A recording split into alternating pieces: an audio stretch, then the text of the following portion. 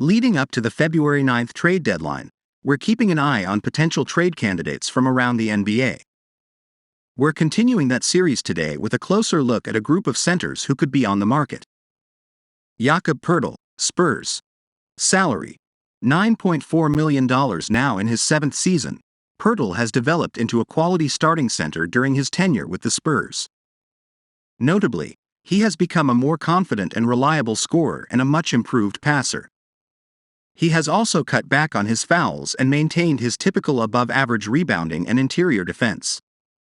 The scoring and passing were really important additions to the Austrian's game.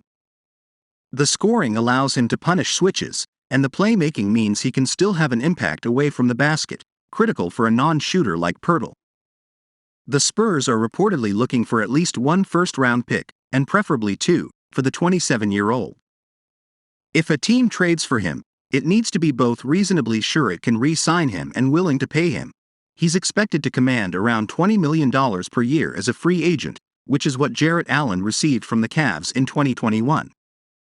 Miles Turner, Pacers. Salary: $18 million. Turner is having a career year at the perfect time, as he is certainly boosting his stock ahead of free agency.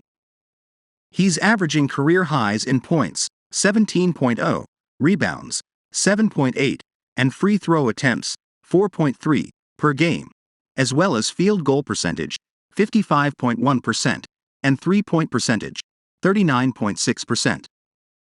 A renowned shot blocker who has led the league in that category twice, Turner's game has blossomed with the arrival of Tyrese Haliburton. If the Pacers are unable to find common ground with Turner's representatives on an extension, they would be wise to recoup value for him rather than lose him for nothing.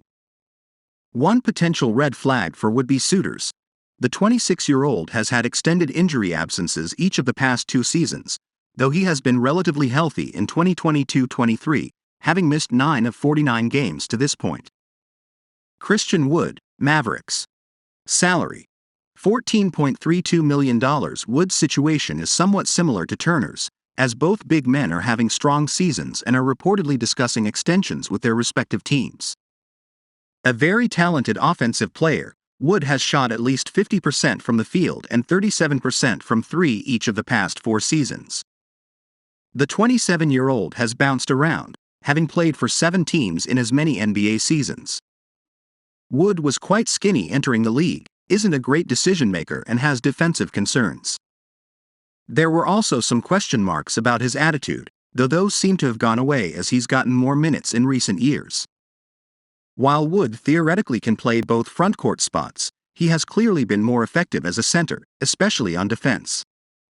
He's currently dealing with a fractured left thumb, but that shouldn't impact his value much unless he needs surgery, and there's been no indication that's necessary to this point.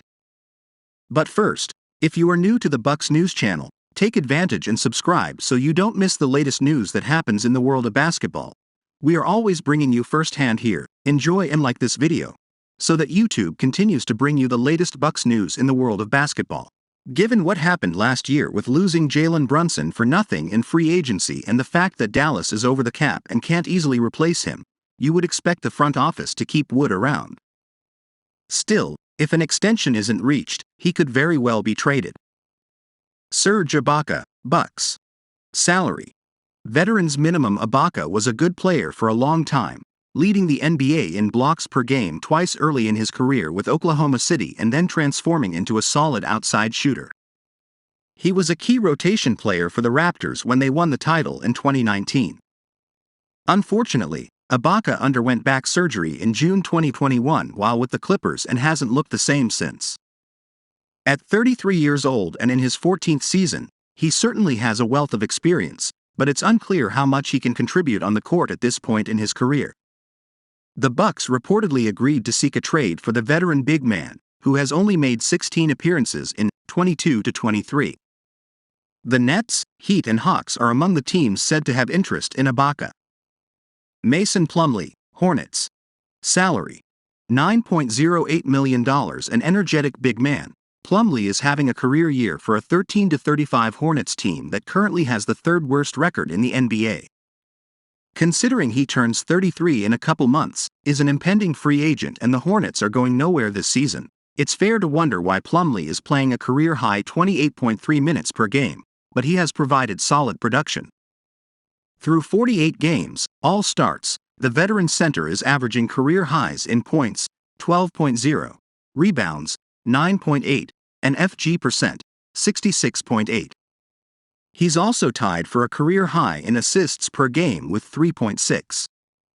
All of those things are positives, but Plumlee is a subpar defensive player who isn't a threat to shoot, though the right-handed center has busted out a one-handed lefty jump shot on occasion. He's actually shooting above his career mark from the free throw line. He's ideally more of a decent backup than a starter, but maybe the Hornets can get a second-round pick or two for him if they take on some money beyond this season. Naz Reid, Timberwolves. Salary: $1.93 million. The Wolves have reportedly discussed an extension with Reid, with a maximum offer worth about $58 million over 4 years. Don't expect him to get that much as a free agent, but considering an extension hasn't been reached, obviously there's a gap between what the Wolves have offered and what Reid is seeking. The Clippers, Nuggets and Nets have all reportedly expressed interest in the 23-year-old, who has shown some interesting flashes when given minutes. However, his addition to this list is more cursory than anything, because it's hard to envision the Wolves trading him unless they're absolutely certain he will walk in free agency. Karl Anthony Towns is still injured, so Reid has a big pretty spot in the rotation. The Wolves would want to get a player who can contribute right away in return if they moved him. That's complicated by the fact that the former undrafted free agent is earning less than $2 million this season. You can't find many rotation-ready players at that price. If Reid does get traded, it seems more likely that he would be part of a multiplayer trade that sends out and brings back more salary than his alone.